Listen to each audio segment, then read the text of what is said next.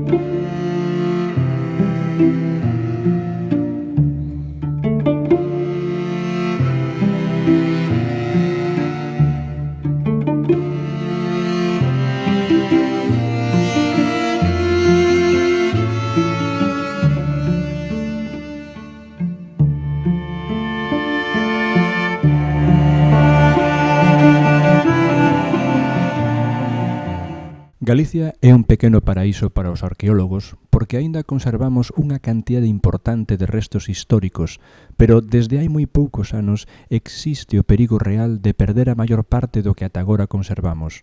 Nestas imaxes vemos como o aproveitamento da pedra arredor dos petroglifos da Gándara puido supoñer a destrucción de non sabemos cantos gravados.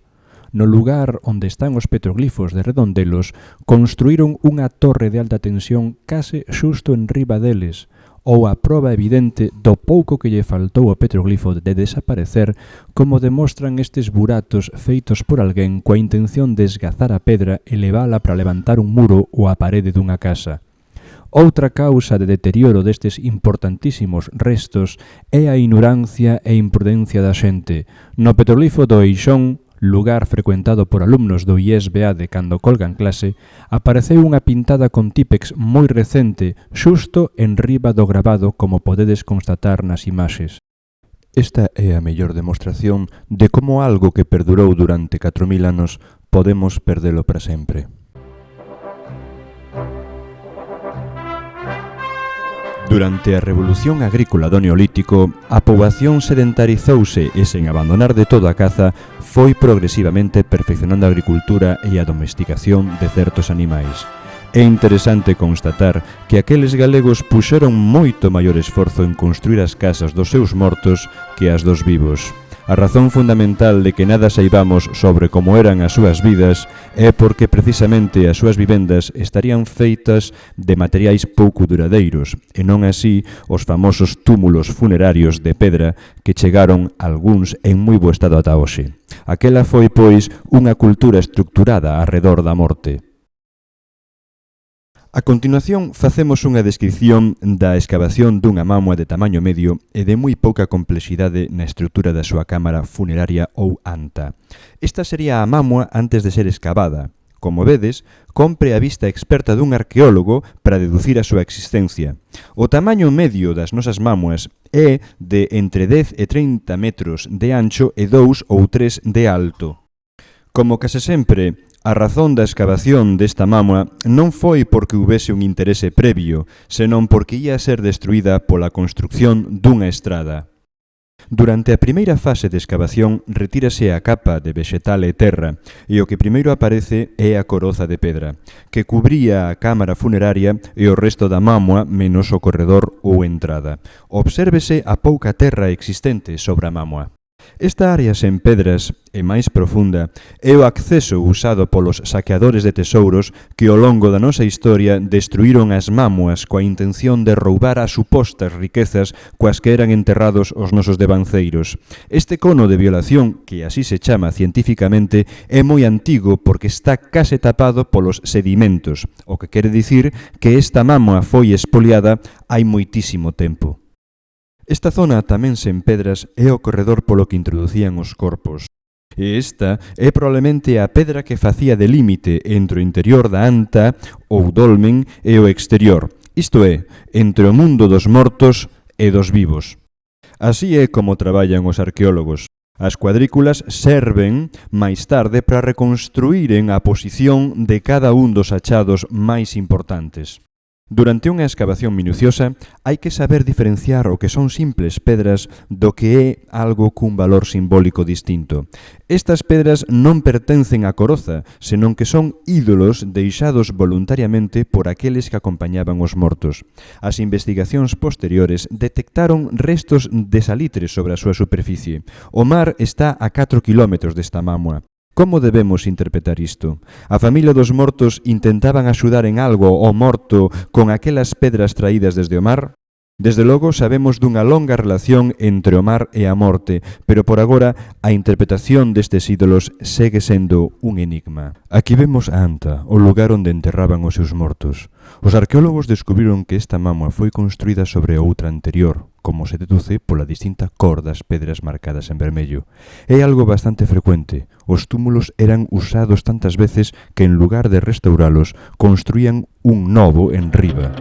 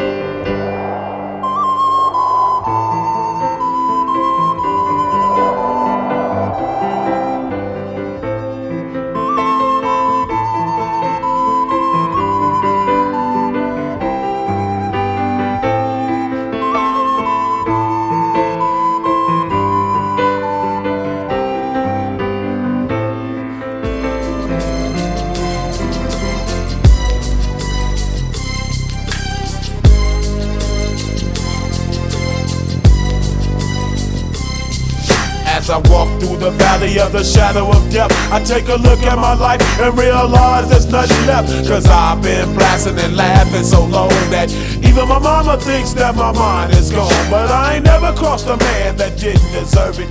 Me be treated like a punk, you know that's unheard of. Durante a cultura dos castros, Galicia exportou estaño para a fabricación do bronce ás illas británicas e Escandinavia. A súa situación entre os países atlánticos e a sofisticada cultura mediterránea favoreceu a prosperidade da industria siderúrxica galaica ata que os fenicios monopolizaron o comercio marítimo. Os primeiros castros construídos deixan de ser os campamentos portátiles dos cazadores-recolectores e convértense en aldeas fortificadas para sedentarios, agricultores e gandeiros. Unha das características máis definitorias dun castro está no seu interior, un espacio ateigado de cabanas circulares ou ovaladas sen aparentemente unha distribución racional. Sen embargo, recentes achados están revelando novidades moi interesantes sobre a maneira en que os habitantes dos castros organizaban o seu espazo interior. Aquí vemos o que sería unha urbanización castrexa. A carón das cabanas habitadas, sabémolo pola existencia dunha lareira, van aparecendo outras construcións circulares con función de cortes para o gando e albollo para as colleitas. É posíbel que a medida que aumentaban os membros dunha familia, íanse construindo outras casas arredor compartindo un patio central. Estaríamos, de ser certa esta hipótese, ante unha estructura urbanística adaptada ás necesidades dunha organización social en células familiares. A época de maior desenvolvemento e dinamismo da cultura castrexa coincide coa ocupación romana. É moi probável que os romanos decidisen conquistar o noroeste peninsular, chamado por eles Galaequia, para controlar as rutas marítimas atlánticas. A primeira incursión romana foi liderada en 137 a.C. por Junius Brutus, que chegou desde o sur ata o Miño. Xulio César chegará ata Brigantium, hoxe Coruña, entre os 61 e 60 a.C. Parece razoável pensar que apenas houbo resistencia por parte dos habitantes dos castros, porque entre os restos arqueolóxicos atopados son moi escasas as armas e calquera ferramenta que puidese ter un uso militar. Unha mención especial merecen as xoias que estas xentes labraban en ouro. Os torques son especialmente admirados pola súa requintada decoración e amosan que os ouribes castrexos tiñan unha gran habilidade técnica. Sen embargo, hai algo que é moi difícil de entender. Se as evidencias apuntan todas a cuestionar o carácter guerreiro do mundo castrexo, para que tantos foxos e murallas defensivas? A quen ou de que tiñan medo? Cal era a razón de que unhas aldeas aparentemente dedicadas exclusivamente á agricultura e gandería fixesen tanto esforzo humano e material para erguer murallas colosais? Esta é unha das grandes incógnitas que un traballo rigoroso debe nun futuro desvelar. Por agora, son moi poucos os castros estudiados e ningún na súa totalidade. Aínda non sabemos como enterraban os seus mortos. Pouco sabemos das súas deidades e ritos máxicos ou relixiosos. O máis espectacular descuberto ata agora son estas construccións colectivas coñecidas como pedras formosas, consideradas ata hai pouco como lugares de sacrificio, templos ou crematorios, pero a interpretación que hoxe parece máis convincente suxire que se trataban de saunas colectivas. Unha vez máis, a escasa preocupación que as autoridades e institucións galegas e estatais teñen pola nosa singular e rica prehistoria obríganos a ser moi prudentes á hora de aportar datos que axuden a entender como era a vida daqueles seres humanos e que hai aínda deles na nosa vida cotiá, nas nosas crenzas, festas, gastronomía, etc. Pero se buscas unha proba da despreocupación que ata agora foi manifestada, fíxate nos castros que tes preto da túa casa. Estas son imaxes deles.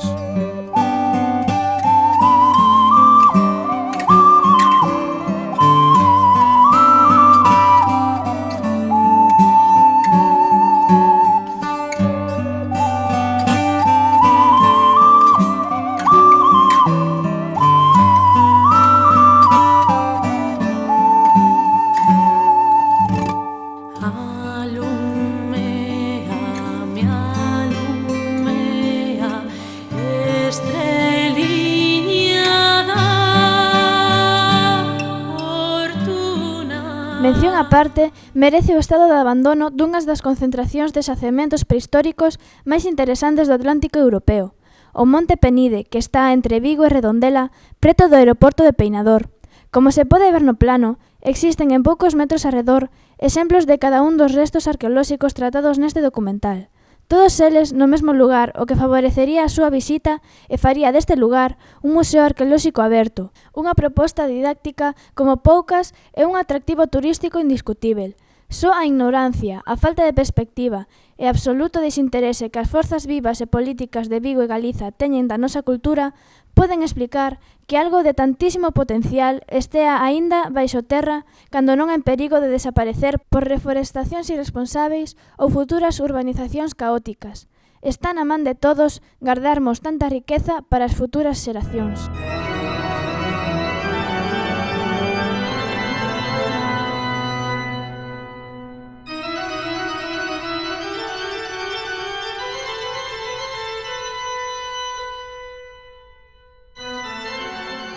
Unha das características que mellor identifican o estilo románico é o arco de medio punto das portas e as arquivoltas, que son unha sucesión de arcos abucinados apoiados sobre columnas rematadas en capiteis. O interesante das portas desta igrexa é a combinación de elementos cristiáns, a cruz, os años axeonllados en sinal de humillación e símbolos característicos do precristianismo galaico, as espirais tan abundantes nos nosos petroglifos. A cristianización das portas destas igrexas sería un intento de marcar o límite entre o interior sagrado e o exterior pagán. Quen pasase por baixo destas portas ficaría limpo de paganismo. Os arcos das portas da igrexa románica de Santiago de Bembrive non son exactamente en arco de medio punto, senón lixeiramente apuntados, polo que hai que enmarcala dentro do período protogótico, entre o románico e o gótico. Outro elemento arquitectónico característico do románico e quizáis antecedente das espectaculares gárgolas góticas son os canzorros. Na igrexa de Bembrive temos algúns moi curiosos: un fidulista, un flautista, un bufón contorsionista e un home apertando un bocoi de viño. Toda unha escena sobraresca. Quizáis estas pedras son a testemunha daquelas romarías ás que asistían os nosos trovadores medievais e xentes do teatro ambulante. Estamos, ademais, ante unha mostra de liberdade dos artistas artesáns daquel tempo. Atrevéronse a enfeitar un templo sagrado con imaxes hedonistas. Toda unha ousadía. Unha característica arquitectónica máis do románico son as ábsidas, construcións na parte posterior da igrexa con forma en xeral semicircular, como pode apreciarse na igrexa de Santa María de Castrelos. Algo moi singular da súa ábsida son os óculos profusamente adornados, como as xambas das fiestras, con elementos castrexos moi presentes tamén en toda a decoración popular galega. Nesta igrexa temos un enigmático elemento que, polo seu deseño e situación, chamou a atención de Castelao, quen o relacionou con gravados en pedra dos castros. A verdade é que hai poucos anos se descubriu moi preto desta igrexa un castro, hoxe destruído pola construción dunha edificación ilegal. A presencia deste gravado representa a pervivencia da tradición sobre a incorporación dos novos gustos e modas estéticas.